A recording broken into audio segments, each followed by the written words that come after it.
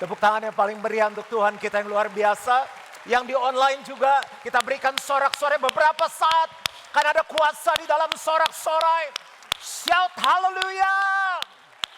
Bapak yang baik bicara bagi kami karena kami siap untuk mendengar dan melakukannya. Kami sambut firman-Mu di dalam satu nama yang berkuasa yaitu nama Yesus. Dan siap kita yang percaya sama-sama katakan amin. Silakan duduk. Happy Sunday, salam sejahtera untuk kita semua yang ada di on-site dan di online juga yang ada di overflow. Kita akan kembali belajar tentang iman. Nah, iman itu jarang sekali diperbincangkan. Coba perhatikan dalam 2 tahun terakhir, 1 tahun terakhir, 1 bulan terakhir. Di rumah kita, di kantor, dalam pertemuan kita jarang sekali keluar kata iman atau kepercaya. Paling yang sering kita dengar beberapa kali adalah gini, lu imanin dong. Masa kayak gitu sih, nggak kayak orang beriman? Gitu aja, sepintas-sepintas. Sedangkan iman sangat penting. Firman Tuhan bilang orangku yang benar akan hidup oleh imannya. Penting tapi jarang dibahas. Covid nggak penting kalau bisa segera nyah dari bumi ini, dibahas berkali-kali. Sehingga apa yang kita dengar itu menimbulkan ketakutan. Sedangkan kalau kita dengar iman, firman yang timbul adalah percaya. Ada sebuah kebangkitan yang terjadi.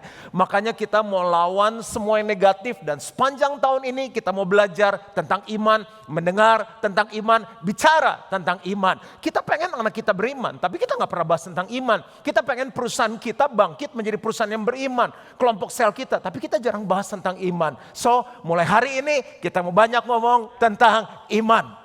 Kalau dalam seri yang pertama saya bahas tentang components of faith. Karena seperti mobil terdiri dari komponen-komponen supaya mobil itu bisa berjalan. Nah demikian juga untuk sebuah iman bisa hidup terdiri dari komponen-komponen. Yang pertama adalah kita harus percaya kehadiran Tuhan. Yang kedua kita yakin akan karakternya. Yang ketiga kalau ngomong tentang iman kita perlu belajar yang tidak kelihatan. Dan hari ini kita mau belajar tentang pentingnya iman. The importance of faith. Karena setelah tahu kita bahwa iman itu penting, kita akan banyak ngomong tentang iman, melakukan iman, dan kita akan melihat hasil dari iman. Apakah kita siap? Yang pertama, pentingnya iman seperti ini. Iman memimpin kepada keselamatan. Permisi tanya, siapa yang yakin kalau Tuhan jemput kita hari ini kita pasti selamat, pasti masuk surga tanpa keraguan 0, sekian persen? Yakin 100%? Wow. Nah masalahnya begini, di sekitar kita banyak yang belum selamat. Bapak ibu saudara selamat karena apa kira-kira? Ya iyalah saya sih udah umur segini ya, kalau nggak datang sama Tuhan sih keterlaluan. Nah tapi apa coba, kenapa sampai mau datang sama Tuhan? Kan masih ada yang bilang mati kan cuma merem. Kita baca ayatnya dalam Efesus pasal yang kedua ayat yang ke-8. Sebab karena kasih karunia kamu diselamatkan oleh apa? Iman. Kasih karunia apa sih? Kita yang gak layak dilayakkan. Kita yang gak bisa dibuat bisa sama Tuhan. Kasih karunia itu cuma-cuma. Keselamatan itu cuma-cuma. Tapi kalau gak ada iman pun gak bisa selamat. Loh ada orang dengar Yesus sampai udah dengar berkali-kali, ratusan kali. Gak percaya-percaya juga. Jadi kalau kita bisa hadir hari ini dan percaya itu karena iman. Itu bukan hasil usahamu. Buktinya banyak orang kuat, banyak orang hebat, banyak orang kaya ditanya, lu mati kemana? Waduh, gue gak tahu deh, urusan nanti, pikirin nanti aja. Nah berarti imannya belum bekerja. Itu bukan hasil usahamu tetapi pemberian Allah. Itu bukan hasil pekerjaanmu, jangan ada orang yang memegahkan diri. Berarti iman penting gak? Penting. Orang bisa punya seluruh isi muka bumi ini, termasuk anak kita nanti, kita sekolah yang tinggi dia sukses. Tapi kalau gak punya iman, buat apa? Kita gedein anak kita sukses, punya cucu lucu-lucu, tapi gak percaya Yesus. Cucu-cucunya karena udah disiapin semuanya, mobil bagus, rumah ada, sekolah tinggi, luar negeri, luar angkasa, tapi gak percaya Yesus. Pentingnya iman supaya orang selamat. Umur paling kuat berapa sih? Papa saya kemarin minggu lalu ya, ulang tahun 80 tahun. Kalau Tuhan kasih sampai 100, 110, 120, saya nggak tahu dia mau sampai umur berapa. Bapak ibu mau sampai umur berapa? Kan selesai juga kan. Nah kalau nggak ada iman gimana bisa selamat? Pernah dengar cerita yang ada orang kaya sama Lazarus yang miskin? Jadi dua-duanya mati. Orang kaya mati, orang miskin mati. Lalu orang miskin dibawa oleh malaikat duduk di pangkuan Abraham. Ini cerita ada ya di Lukas 16. Sementara yang orang kaya itu, ini gak semua orang kaya. Ini kan konteksnya karena belum percaya Yesus. Jadi orang kaya itu menderita sengsara. Dan di tengah nyala api dia kesakitan, dia lihat ke atas. Loh, si Lazarus tuh yang miskin lagi dipangku sama Abraham. Dia bilang gini sama Bapak Abraham. Bapak, tolong dong suruh si Lazarus ambil ujung jarinya, celupin ke air, taruh ke lidah aku karena aku sangat kesakitan. Terus ngobrol-ngobrol, Bapak Abraham bilang begini, nggak bisa. Karena kami nggak bisa pergi ke kamu nggak bisa pergi ke kami. Ada jurang yang sangat dalam yang tidak terseberangi. Nah, putus asa juga dia. Tapi yang namanya orang kaya kan selalu berusaha, ya kan? Karena makanya dia bisa kaya kan? Dia bilang begini, kalau gitu, kalau udah nggak ada harapan untuk saya, boleh nggak minta tolong?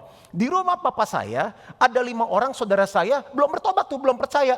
Coba tolong deh, si Lazarus kalau nggak bisa nyebrang sini, turun tuh ke rumah. Ya dong, kan Lazarus sudah enak, dia bersaksi, percaya dong. Karena mereka belum pada bertobat. Bapak Abraham bilang gini ya, di dunia sudah ada kesaksian Musa dan para nabi. Jadi kalau mereka mau percaya, dengerin yang itu aja. Aduh, spesies yang begini, saudara-saudara saya kan saya tahu, nggak bisa deh. Tapi kalau orang yang udah mati datang lagi, bah, itu kan heboh tuh, spektakuler. Mereka pasti bertobat. Bapak Abraham bilang begini, kalau yang di bumi aja mereka dengar dan nggak percaya, mau yang dari mati turun lagi ke dunia, mereka nggak akan percaya juga. Jadi bayangin, udah denger tapi nggak percaya. Apa yang membuat kita dengar, langsung percaya, terima Yesus, duduk di tempat ini dan pasti selamat? Apa? Iman. Makanya selalu doakan gini, Tuhan supaya semua karyawanku ada iman yang tumbuh di hati mereka. Doain anak sukses boleh, doain dapat calon suami, Tuhan tolong supaya dapat suami, jangan kayak suami gua sekarang, boleh terserah. Tapi tolong doain supaya anakku punya iman, tumbuh iman. Karena orang benar hidup oleh imannya. Iman sangat penting. Karena iman membawa kita kepada keselamatan. Roma 10 ayat 14-15 bilang begini. Sebab mereka yang berseru kepada Tuhan akan diselamatkan. Jadi yang pada gak selamat bisnisnya, keluarganya, hidupnya. Waktu mereka panggil nama Yesus, firman Tuhan, mereka akan diselamatkan. Tapi ada lanjutannya. Bagaimana mereka bisa berseru kalau mereka tidak percaya kepada Tuhan? Bagaimana mereka bisa percaya kalau mereka tidak mendengar? Bagaimana mereka bisa mendengar kalau tidak ada yang memberitakannya? Makanya di ayat terakhir ditutup gini, betapa indahnya kedatangan mereka yang membawa kabar baik. Siapa yang pengen anak-anak kita punya iman? Keluarga kita belum selamat punya iman. Pengen kan? Iman timbul dari mana? Pendengaran akan apa? Mereka dengarnya dari mana? Sementara setiap kali ketemu kita ceritanya apa? Udah ada obat COVID ya? Gitu. Lu dari booster belum? COVID lah, booster lah, utang lah, kripto lah. Apa? Nggak ada hubungannya sama iman. Buat apa punya seisi dunia ini, tapi kamu tidak selamat? Iman penting nggak? Penting. Yang pertama, iman memimpin kepada keselamatan. Nomor 2, iman memimpin kepada mujizat. Siapa yang hadir hari ini perlu mujizat? Oh ya ampun, cepet ya. Mujizat apa sih? Sesuatu yang gak bisa dijangkau oleh manusia, gak mungkin oleh manusia. Wah, saya ngalami mujizat banyak sama Tuhan. Saya bisa khotbah hari ini mujizat. Kalau bukan Tuhan yang kasih ilham, mau khotbah apa coba? Gereja ini bisa ada sampai hari ini karena mujizat. Pokoknya setiap hari karena mujizat. Kita bisa bangun tuh mujizat. Emang kalau malam tidur mikir besok mau bangun lagi, jangan sombong. Besok nih gue mau pakai baju pink, mau pakai ini. Ya kalau gak bangun kan putih hitam bajunya. Kok sombong punya baju pink, aku besok pakai tas ini, nggak apa-apa. Kaget saya dulu, bunyi keyboard. Lagi serius, perlu mujizat ya. Saya pernah buat definisi, karena ini juga definisi di Alkitab nggak ada. Mujizat adalah nggak ada. Tapi setiap orang butuh mujizat, definisi dari mana? Saya mendefinisikan mujizat seperti ini. Tuhan bisa buat dari yang tidak ada, jadi ada. Tuhan bisa buat dari yang ada kanker jadi hilang. Bisa? Bisa. Itu Tuhan. Baca 2 ayat dulu baru saya cerita. Markus 5 ayat 3-4. Maka katanya kepada perempuan itu, hai anakku, imanmu telah menyelamatkan engkau. Pergilah dengan selamat dan sembuhlah dari penyakitmu. Nanti saya cerita ini sakit apa nih perempuan ini. Markus 10 ayat 52 kita baca sama-sama. Lalu kata Yesus, 2:3. Lalu kata Yesus kepadanya, pergilah, imanmu telah menyelamatkan kau. Pada saat itu juga melihatlah ia. Lalu ia mengikuti Yesus dalam perjalanannya. Jadi ada 2 kasus nih. Biasanya hitam nih. Ini abu-abu, gak apa-apa, keren juga. Ini wanita. Ini pria namanya Bartimeus. Nggak usah nanya namanya siapa karena nggak ada di Alkitab nih nama wanita ini. Yang pasti dia menderita ya. Kita coba jabarin sebisa kita ya. 12 tahun menderita, ada tulisannya. Bapak Ibu siapa yang lagi menderita sekarang? Gila gengsi lagi nanya-nanya menderita, udah di bawah aja begini. Yang menderitanya udah lebih dari 12 tahun, angkat tangan. Ngadapin mertua, ngadapin anak, anjing saya nakal Pak, udah mati kali 12 tahun anjing. Ngadapin bisnis, udah lebih dari 12 tahun, udah saya percaya udah angkat tangan semua. Jadi maksudnya kalau belum 12 tahun masih ada harapan. Dari tepuk tangannya saya udah tahu siapa yang menderita. Kalau masih belum 12 tahun masih ada harapan. Baru 1,2 tahun kan. Makanya puji Tuhan deh datang ke Gilgal hari ini. Yang di onsite juga tepuk tangan nanti biar tahu level penderitaannya. 12 tahun menderita, menderitanya apa? Pendarahan. Pendarahan 12 tahun. Lama loh 12 tahun tuh. Setahun 12 bulan, berarti 12 tahun berapa? 144 bulan. 1 bulan 30 hari, 144 kali 30. Banyak loh itu, ribuan hari loh. Pendarahan. Berikutnya adalah dia sudah coba berbagai cara. Berarti apa ya? Usaha terbatas. Berulang-ulang. Apalagi yang Alkitab tulis. Ke berbagai dokter. Wah berarti dia pinter juga nih. Wah orang kalau pinter sakit stres. Nggak pinter aja sakit stres kok. Berbagai tabib. Berarti dia bukan orang yang males nggak berusaha tapi mentok. Apalagi? Uangnya habis. Oh ini mungkin lebih hidup nih topiknya. Belum pernah ngalamin habis uang ya?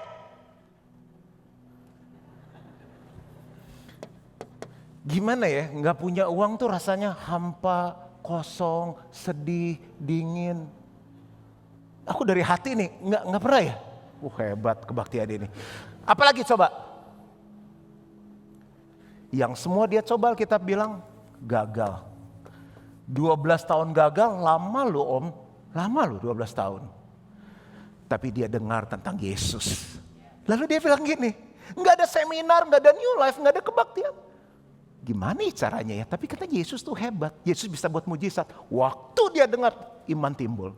Dia bikin sendiri. Asalku jamah saja jubahnya maka akan sembuh.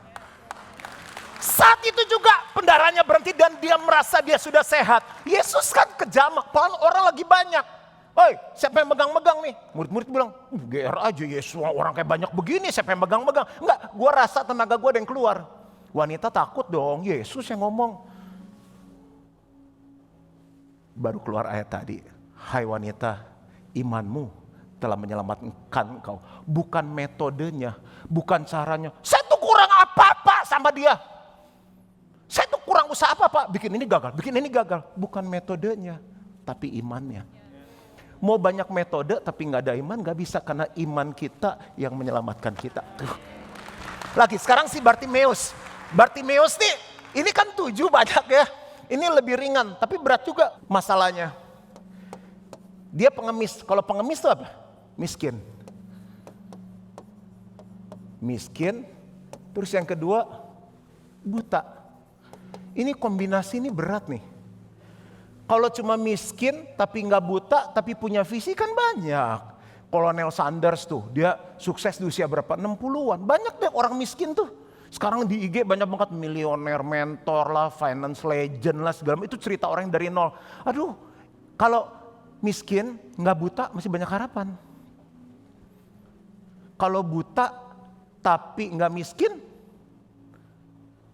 lebih ada harapan lagi, tapi ini udah miskin buta.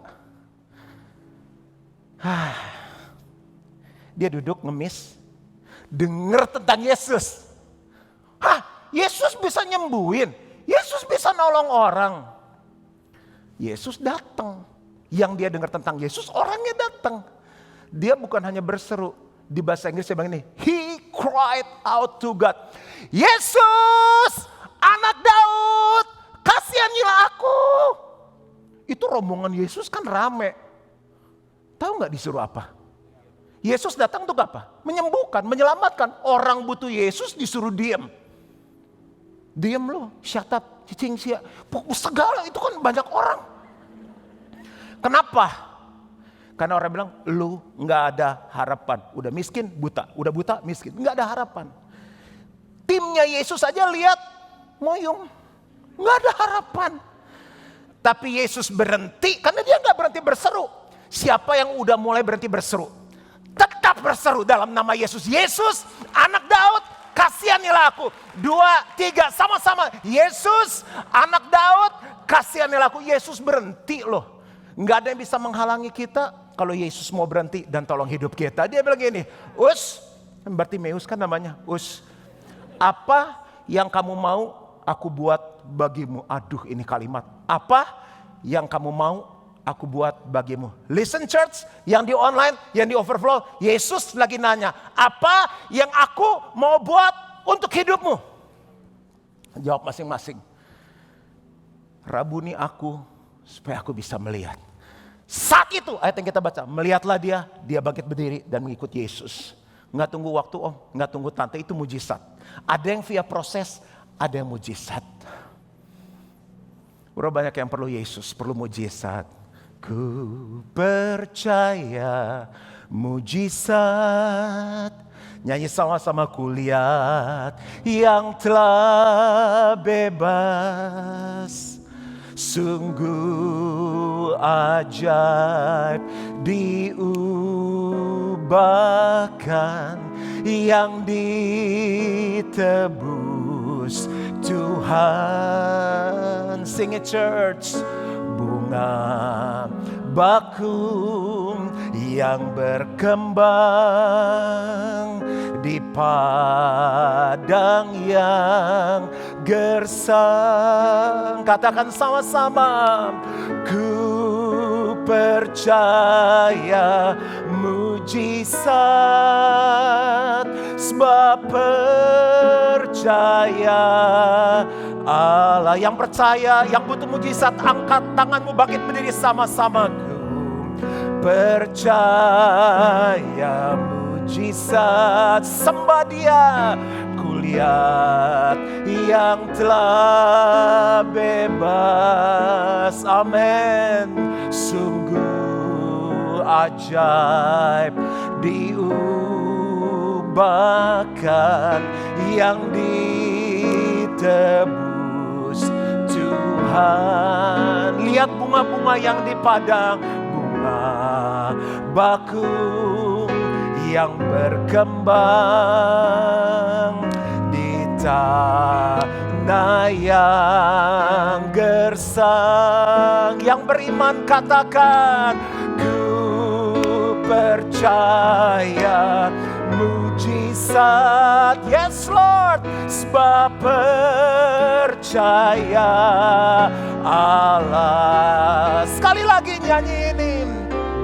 Ku percaya mujizat. Mungkin kita sudah putus asa, kita sudah berdoa, kita sudah berharap. Hari ini dengar baik-baik, asal ada iman, mujizat pasti terjadi. Ajaib diubahkan yang ditebus Tuhan. Katakan bunga bakung, bunga bakung yang berkembang di padang yang gersang. Kalau ada suami istri gandengan dan katakan, ku percaya mujizat. Amin. Sebab percaya Allah. Katakan, ku percaya mujizat. Ku percaya mujizat. Amin. Sebab percaya Allah. Kami mengangkat tangan kami karena kami terbatas. Kami tahu saat kami angkat tangan, Tuhan turun tangan. Saat ini aku berdoa, ada iman yang baru, ada iman yang baru, ada iman yang baru di dalam nama Yesus. Tuhan tanya hari ini, apa yang kamu mau aku perbuat bagimu? Speak it, katakan itu. Tuhan, aku mau keluargaku pulih, aku mau bisnisku pulih, aku mau sakitku sembuh, aku mau Tuhan hubunganku dipulihkan, aku mau ada terobosan dalam kerohanianku. Apapun yang kita butuhkan, Tuhan tanya, apa yang kamu mau aku lakukan bagimu? Engkau mendengar apa yang mereka katakan? Saat ini mujizat terjadi. Terima mujizat di dalam nama Yesus. Dan semua yang percaya sama-sama katakan, ku percaya mujizat. Amin. Sebab percaya. Sekali lagi sorak-sorak itu Tuhan kita yang luar biasa, dan silakan duduk. Iman memimpin kepada keselamatan. Yang kedua apa? Iman memimpin kepada. Yang ketiga, iman memimpin kepada doa yang dijawab. Markus 11 ayat yang ke-24. Karena itu aku berkata kepadamu, apa saja yang kamu minta dan doakan, percayalah bahwa kamu telah menerimanya, maka hal itu akan diberikan kepadamu. Apa saja. Tapi ingat, jawaban doa juga ada yang ya, tidak kalau nggak sesuai dengan firman, dan tunggu dulu. Ada yang proses. Karena Tuhan bilang kalau dikasih sekarang, kamu fondasinya belum kuat. Ada janda di Alkitab, dia perlu perkaranya dibela terhadap lawannya. Dia datang kepada seorang hakim, hakimnya lalim, jahat. Hakim itu gak takut akan Tuhan, bayangin sama Tuhan aja gak takut dan gak menghormati siapapun, parah banget lalimnya. Minta terus datang, minta, ditolak terus, orang jahat gak takut akan Tuhan, lalim deh. Terus karena dia minta terus, si hakim yang lalim itu berpikir dalam hatinya, aduh ini janda ya, udah tahu kan saya jahat, gak takut akan Tuhan, kok minta terus? Daripada dia nyusahin saya, dia datang mendesak dan akhirnya menyerang saya, lebih baik saya bela deh perkaranya. Terus Yesus yang kasih perumpamaan itu ngomong begini, samkanlah ini. Hakim yang lalim aja seperti itu. Bukankah Tuhan akan membenarkan orang-orangnya yang berseru, yang berdoa kepadanya siang dan malam? Adakah ia mengulur-ulur waktu untuk menolong? Ia akan segera, bahasa Inggris saya bilang speedily, secepat mungkin. Bayangin dong, anak kita teriak, Dad! Saya bisa bedain lah anaknya Owen sama anak saya, anaknya si cowok ya. Anaknya, cowok juga anaknya. Anaknya Owen, nah, ada ceweknya. Valerie teriak, Dad! Sama Carissa beda, intonasi beda, tinggi beda, falesnya beda. Apa yang saya buat kalau teriaknya udah gini, Dad! Lari. Kalau gak digigit kucing, tikus, kesetul api itu udah Dad! Masalah kita gini, doa juga gak dijawab ya. Udahlah, ngapain doa-doa lagi. Ini nih, iman udah hilang tuh. Orang yang masih berdoa, orang yang masih punya iman. Orang yang kurang berdoa berarti imannya apa? Dan kalau yang saya jawab marah lagi. Makanya saya sifatnya pertanyaan. Kalau udah kurang berdoa imannya? Kalau udah tidak berdoa imannya?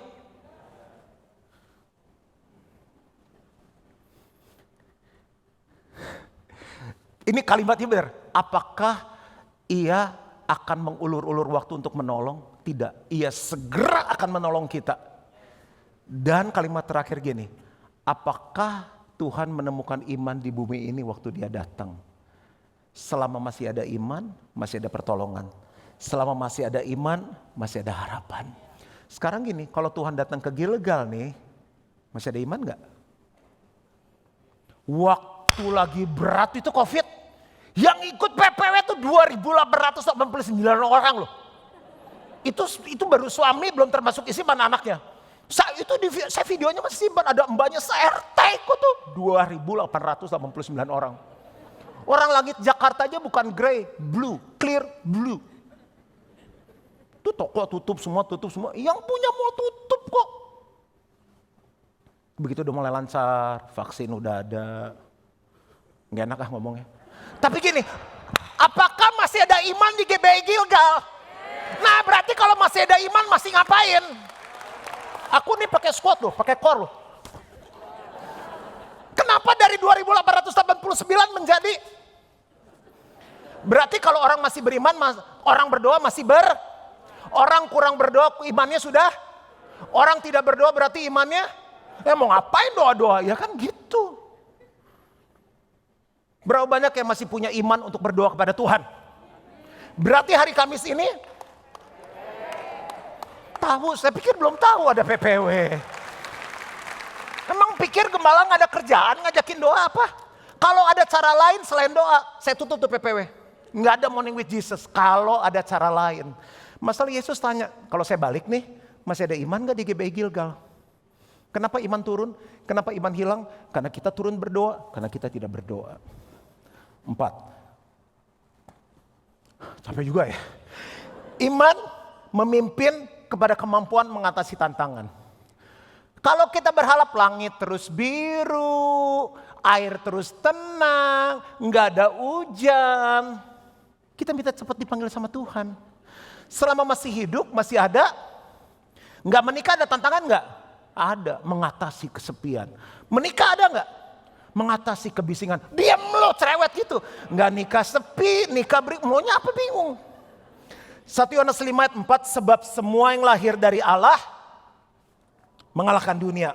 Baca sama-sama 2, 3. Dan inilah kemenangan yang mengalahkan dunia, iman kita. Gambar.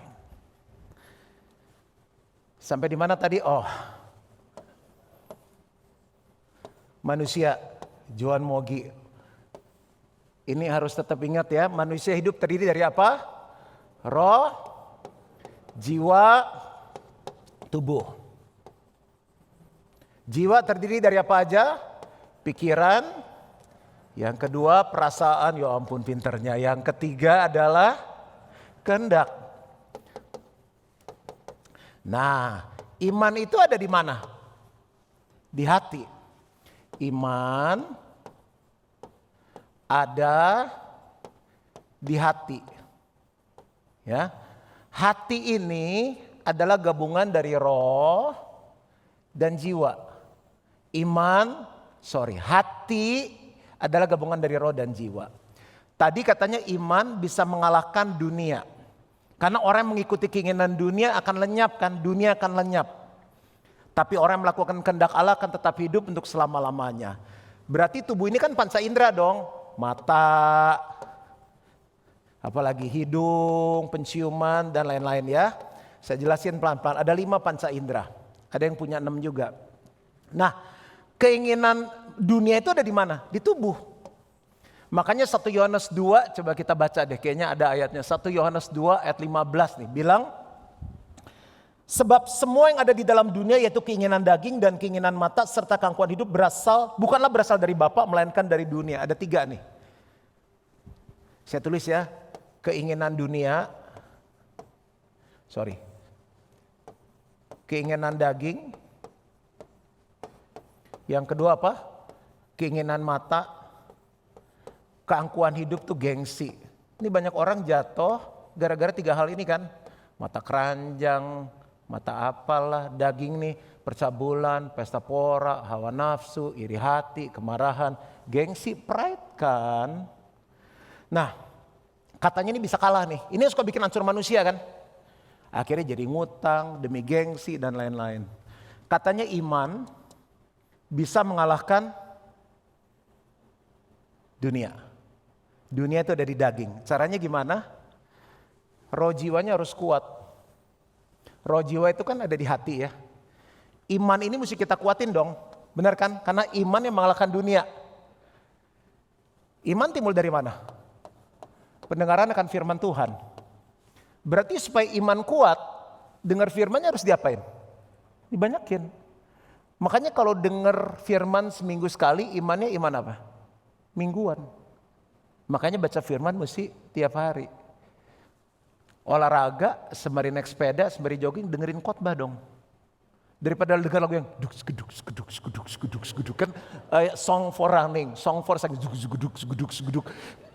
Kita cuma tubuhnya doang, sedangkan tubuh tuh harus dikalahkan karena dunia tuh nyerangnya di tubuh. Duk. Tapi coba dengerin podcastnya Juan Mogi. Udah nggak usah Juan Mogi lah, Juan Rahmat, Juan Mantova, siapa pokoknya pendeta-pendeta itu. Firman Tuhan didengerin, imannya naik gak?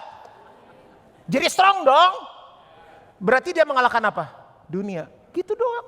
Kenapa orang kalah sama dunia? Ini saya balikin ya. Karena imannya turun. Kenapa imannya turun? Karena dengar firmannya turun. Gitu doang. Terakhir, yang kelima. Iman dibutuhkan untuk menyenangkan Tuhan. Emang Bapak Ibu bawa persembahan Tuhan seneng? Emang dia ada bangkrut, jual bintang diskon 70%. Aduh surga gue kena pengaruh COVID nih. Bisa gak apa coba kita selin lah gajah apa enggak? Sudah selayaknya kita bersyukur membawa persembahan sama Tuhan. Kita puji-pujian, senang Tuhan. Tapi ada satu yang bikin Tuhan senang. Lepas dari semua pujian, penyembahan, pelayanan, kasih. Kalau semuanya itu gak dibangun di atas dasar iman. Semua itu tidak dilakukan oleh iman. Semuanya sia-sia. Satu ayat terakhir dan saya selesai. Ibrani 11 ayat 6. Tetapi tanpa iman tidak mungkin orang berkenan kepada Allah. Without faith it is impossible to please God. Itu bahasa Inggrisnya. Sebab barang siapa berpaling kepada Allah, ia harus percaya bahwa Allah ada dan bahwa Allah memberi upah kepada orang yang sungguh-sungguh mencari Dia. Kenapa penting iman? Karena iman yang bikin Tuhan senang. Iman kan percaya ya. Percaya bahwa Tuhan sayang sama kita dan Tuhan berkuasa menolong kita. Kita ini diadopsi jadi anak Bapa di surga, benar kan? Yohanes 1 mulai dari ayat 1 sampai 12 kan. Tetapi setiap yang menerima Tuhan, dia diberi kuasa, diadopsi menjadi anak-anak Allah kan. Tiba-tiba waktu saya siapkan ini Tuhan kasih ilustrasi perjalanan anak saya bersama dengan saya.